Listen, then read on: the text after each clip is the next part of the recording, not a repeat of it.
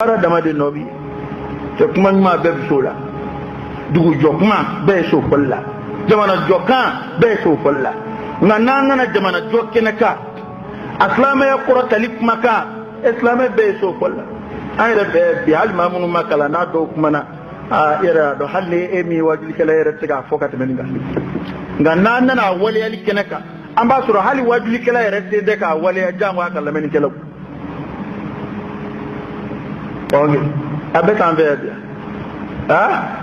almami misri goshila uta jabana kono ya ale rek kili almami to dekke shuka ka kono wari beke kwa ore wala jomin maruk ay dana dafa almami hira ka dafa polotak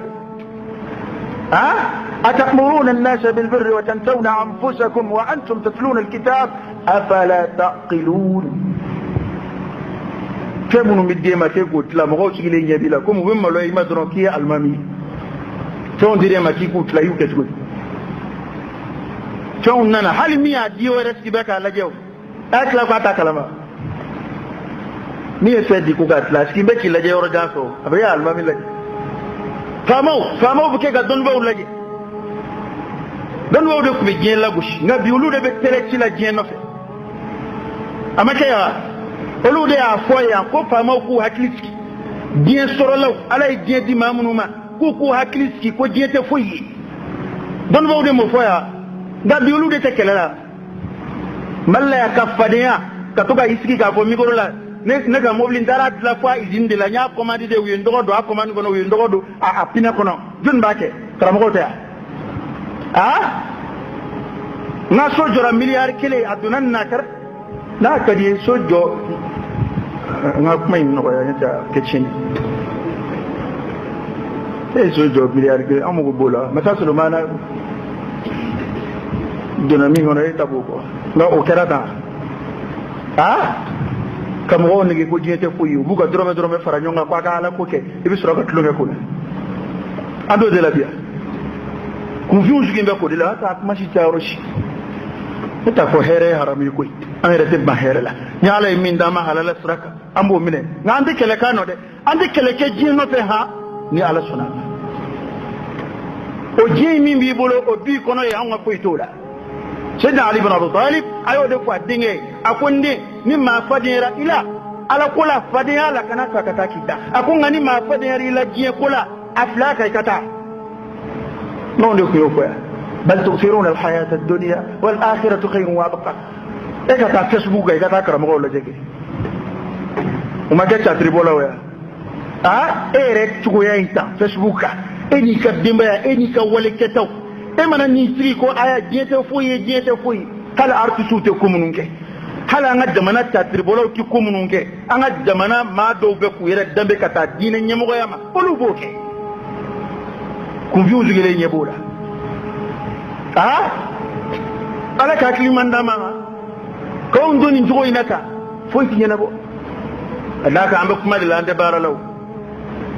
kuma de besena de ko nga keta ngana ni turu sira erema muna keti muna ima keti ni njengono mo te kelela dumi no febli min ndu o mancha o kele manja ma ko ngote mo gowle fero bena fini rette mbulu ko dum keto no de mo be التفاخر ka wasu nyona na chaye ka fara nyonga ndaka chakate woni ma kalambare mana do keli konna ne ma ci ko defa mu ci go shila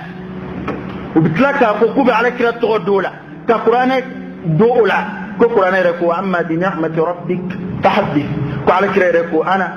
ibn walad adam wa ana fakh kiratani tayingili qur'ana mi vo ini ni ala kan nema wala mandoy bal munu ibike ga ikakala ne munu ya sanga jima e kando lumo nge kambe de ko ede ma daraja mai ni ya e kerata ma e doni baye e barka be de ka donna yibike ga i doni ba nyom de la gushi ni nge wali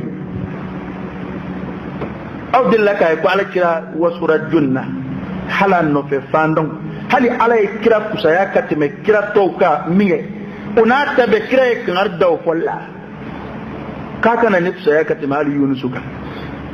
alayhi salam to ta balde kira kafsa be ambu ko andisiga folla sallallahu alaihi wa sallam da kira tundo ke majamuni kai ko ke wasulai ay hadisa mun fo o kibaru yalide ni kira mo fo ala ya bunya katime matoka ni ala kira mo lati junbo lati wayu bi digi en ne kawal o kamro kibaru ya kamro kibaru ya nga awya ko salafu majme don ba temene me yerebe sa je kono min na wasura ni je soroy min na wasura ni je soroy je damuna bendia je fura dama don ba de ma to hakliski aya hakliski ni je ko imbe wa ala rew def ya ayyuha an-nas inna wa'da allahi haqqun fala taghurrannakum al-hayatu ad-dunya wala yaghurrannakum billahi al-gharur o ngalay do chede ayatu do je kan na amala ayatu do shaytan kan na amala ta ka gina la rabb anda bila ma bete da illa man rahim Allah darbe wasu be famun zuro bulu bo ka filme ku jira ka yele ma tawla ka ma tawla bushi kuma do wera ni sanga soroka faraka hakilla ay mo ko some wala mi abu ko mo folin no yara tida no e ka to ku no fem go bani ku mo ke ko ni ay lu kerata ku lu bawde kay mano koray ni ay sigile flaka munu fleni ya lu kerata lu baw manyede ani mo ko ni aski nyefe ko fodra ibane ni ko donay in kunta hakima ni ko don kon be idoro ni mo ko ale sigile ale be chugumina ko ale ba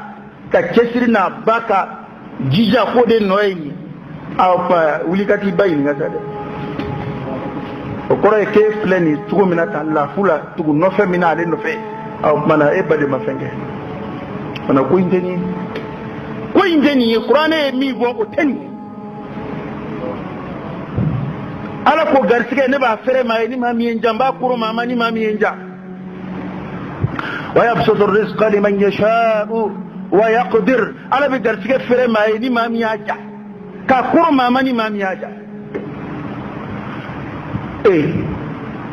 mainde ka ko mo bena kudo ka wal ma kuma do ko ne bino lagushi wal man ba ke nga entre ayi mbeke ga hakika di fi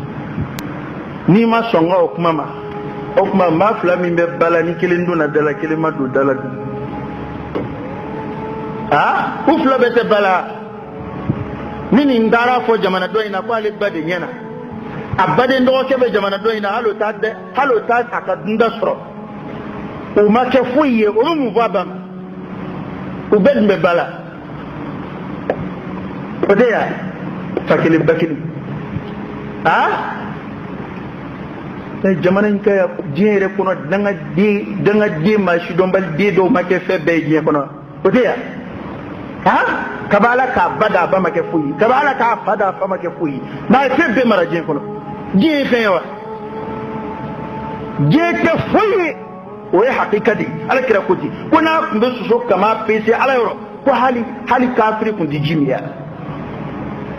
o de hakika nga hakika de baraka ko awali ya ko akuma ko kuna okuma na sabali na ala min di ma halala sraka i wasadula ika haramu toy dana ya tieni laydu boroto ko ma se an ma ya ko karabali be ko ki ka jien karaba ka bi kama ko be ko ki ka telmaso telmani de ko bebe ngode ato dungo de bi wale do yi madelika minji dungo de bi kuma do me madelika mimme e kay wale munu mbiga ken na fulo no fe an be jatt ado ni ko bo wede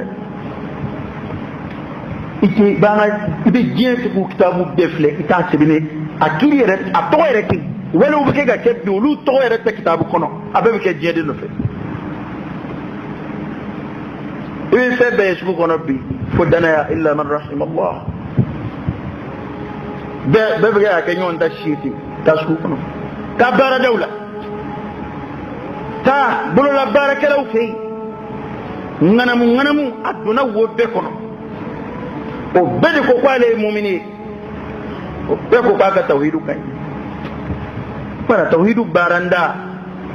awe jikuna ngulo eda jikuna ngulo tikmude ha tawhidu baranda ngo jikuna ngulo do jikuna ngulo tikmude ala ka kliman nama o mana kubu ka danayo anu ka laydu o bulu koloshi ku genge كمنا فبغنينا بقى بغون جنجتكمنا أقول قولي هذا وأستغفر الله العظيم الجليل لي ولكم فاستغفروه إنه هو الغفور الرحيم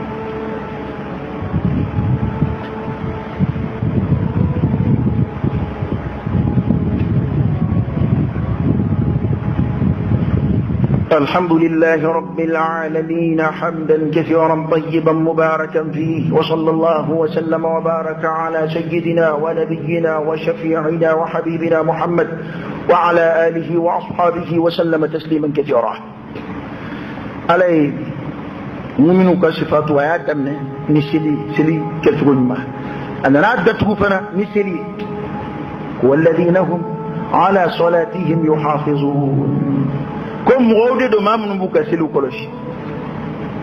selu ko bubulo dala be selu koloshi oh ya do mamun be selu yere boro inala ko ko sel tesla ma doy ko sel tesla ma ko fara ko sel ko de kasel taro ni yele ko kuma tugu ba poli minke ni unana ni bara mi ko bara ni sharti polo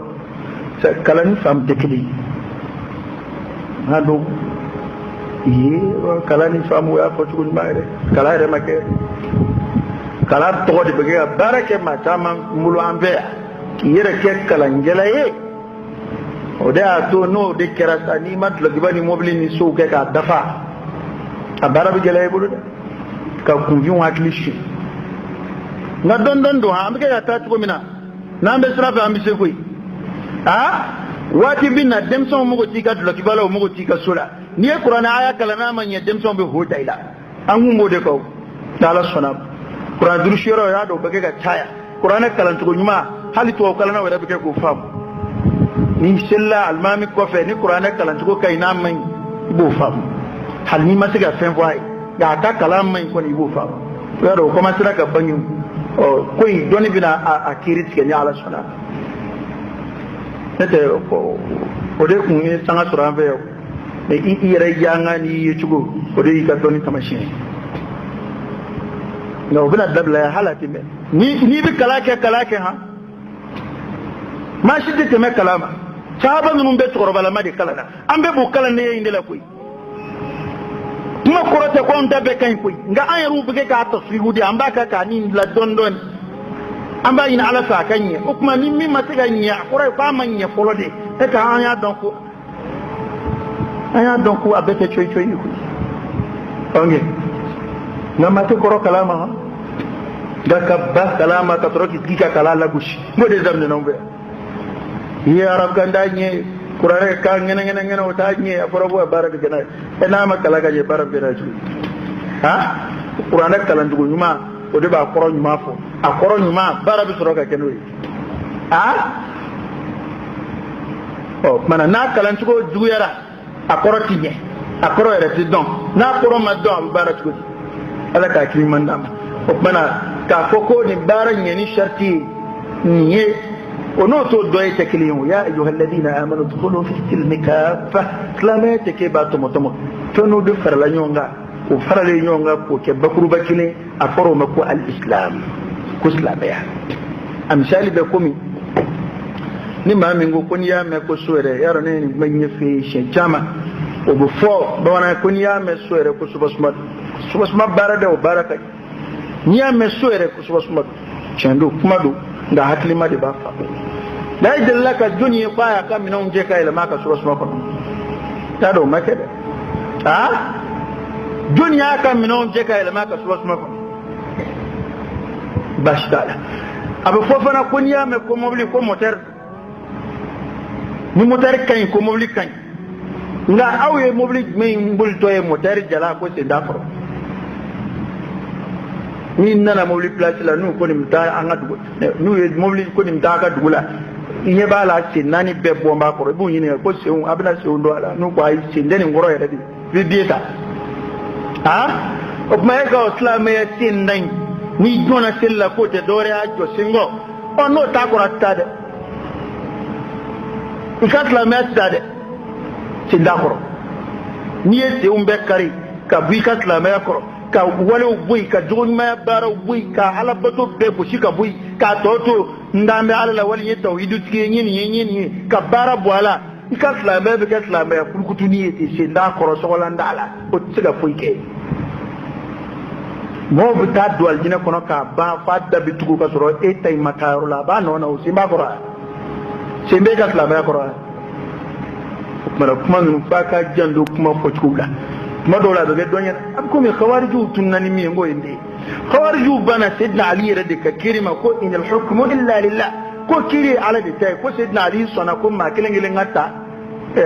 وفلا يعني معاوية كمغولا كلو كان كيريتك نقولنا تكني قرآن دي غا كلو ما يكو مغول بنا قرآن ما كاتا كيريتك نا يلو يتولا لي كلو كدران كو مغول كيري كو سيدنا علي قرآن كيريتو كو مغول كيريتا famu dabili ni famu datgura nyada made ka famu ni bloki dunanya duko kaga ba amma sirri tara ka bana ko nyode tara dala ka kriman dama o kuma na ko ubu ka sili koloshi alai kuma indam ne sili aya kunje ni sili ulaika humul warithun kon nunde aljina tienta bawi kon nunde tienta bawi ubi mun tienta alladhina yarithuna alfirdaus منهم بفردوس كيتا هم فيها خالدون وباكنا ودومني بدا وتبوكيو وني آية نونده كود دوندا دي على كراسي صلى الله عليه وسلم هذا عمر يا بربو أكادي سدلا أكو على كراني وايو بجيغاكا ولوبو من كادو مي على كراني كلنا كومي ني ديديوم فينيدو وبي ديديوم منا فينيون غوكا وكما ngami mbo ko nywana kumbiki ala kiranya kulena sallallahu alaihi wasallam ولو بعد دون لك واي بكي جاك قد دون كرا على كرا صلى الله عليه واله وسلم ko kera minge ulu be ko ni unchi saka donc ko sika fo itala wahi de nato do kibaro do nato do alkira sallallahu alaihi wasallam ko o ko in got kera minge ko alkira i bulu flajan ko allahumma zidna wala tanqusna wa akrimna wala tuhinna wa a'tina wala tahrimna وآثرنا ولا تؤثر علينا قال كلمة ما كنا نتخيون وقال اللهم عندك على زدنا عن جيدي ولا تنقصنا كان عن نغش وأكرمنا على عمبويا بدا ولا تهنا كان عن دغيا وأعطنا على عنزم ولا تحرمنا كان عنجي وآثرنا على عنزم ولا تؤثر علينا كان سكان لك أنغا an sugandi kan bari ka jon sugandi longa wa kalu la miye kasur la ka fui akwa ka sahaba uma ako ayatan digina ne kasla laqad unzila alayya 10 ayatin man aqamahunna dakhala aljanna kasur la ki kanduma ba ku ayatan digina ne ka qad unzila alayya 10 آيات وآية جينانغا من أقامهن نماميو آية جو كوري يبارك نيو آيتين دخل الجنة كوتشكي بدو الجنة كنو ودون الجنة كنو دخل الجنة بارك رسول الله كسورة المؤمنون كلام كنابلا آية حنان قد أفلح المؤمنون قصر لك وكلام فكان سي خالدون كوني آية مما من يني آية جو دخل الجنة وني آية بما كمؤمنين ماي نبي كلمة ياتشن تيجرا أبي كلمة يسبت تيجرا أنا لمن يكون جوي للدو وزاي أم ببعد دونك أفو توحيدو سلفك عقيدة مي على كعلى كلا كلا كناك صحابة ولا دوني الصندم مما وي توحيدو يتلا ورسبي كلمة التوحيد قول وعمل واعتقاد كفو الدلة كولية أن تسكن السرك min sabab farali yonga de ayre mana salafu ni de salafu ka aqida indi no e tawhidu min flawra sabade be fara yonga ni doye ni je a khalalu be wo be tawhidu la eki da ba ala nga ala dana walu etuluke ba to ibina boy ka to dale ngono ta to re bo mo wala de mamun ngo ko tawhidu dai ka dala le imaniya dai ka dala la kwani mabarak o tabulu to bi mitnanda du bela wajiban awa munun go fana ni ala so dron ikafriyara o fana be o tabulu to bi nga ambe minga nambe ke ga wadli ke ni gafi munui al a'immatul arba'a don ba munu ni barab ke kenu ka makawi ni alay barakatu dalak mana muye moyot wa alakira na ka sahaba min as-salaf as-salih bena min kawini afo tawhid niyam tawhid afma kan foli jala utabo fa awali akafarak akasura bi shikuna fana kadaka min kilingile be do jalaira do buluma masra sorgul kanira malasade kana fo ko do shirera alaka kilibandiya ka yaro kuma dola hal wazil kalam madola wazil kala ba fo nga kala ini mi apa muka tasra wala femino takili madola wazil siraka ko ma do fle ba duna aljina kono masalan kalimatu shahada ala kilibandiya kuma kafsa mandiya folla fo ko ma do duna aljina kono ni kalimatu shahada ko kasra masili amashu amabatu funki na donc kito ma shisro bato tansro la ma min fe bato ke wati sro la ba basro do ya fo jadu kero la doro on fara komi o temena islamé tarkula aya fo ngaslamo sigara la ya walma atgi tubi na doro asara bato wati ma kabulo ebino de ta ko gedal lui wani mami akira islamé asara yani selika farda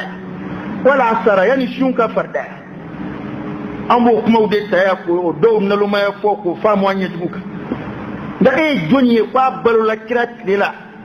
nga kwati sili kwati shu nga nona shiria ala kira ka to ala ka kilibani yani kira ka chidiyaka ka ke mumini kirat lela nga masili amashu amabatoke asarafana kira ko kwa bido aljina kono e ka to makili nika okay ala ka akili mandama ala ka balu aslama ya cinka limaniya mamutun fole fe no shifatul mu'minin ya rabbi ala sabati anna ala ka balu aslama ya cinka ala ka fatu limaniya datuka laban ma ya rabbi ala ka di ama bajrabikum min bi anga ya rabbi ala ka bodake anyula ya rabbi ala ku wuli anyi kono gongo mun bandala anga jamana kono ani anyere kuna anga dukon nawla ya rabbi ala ka bodake anyula ya rabbi ala ka antuluma giwla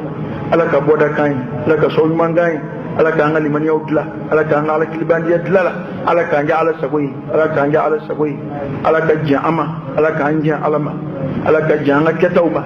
ya rabbi ala ka so mun kai ala ka laba mun di ama allahumma salli ala sayyidina muhammad wa ala ali sayyidina muhammad wa sallim allahumma inna nas'aluka al-huda wat-tuqa wal-'afafa wal-ghina wa na'udhu bika min al-faqr illa ilayk wa min adh-dhulm illa lak wa min al-khawf illa mink wa min at-tawakkul illa alayk wa min ar-raja'i illa min 'indik wa la tukhayyib fika raja'ana wa salli allahumma wa sallim wa barik ala sayyidina wa nabiyyina wa shafi'ina wa habibina muhammad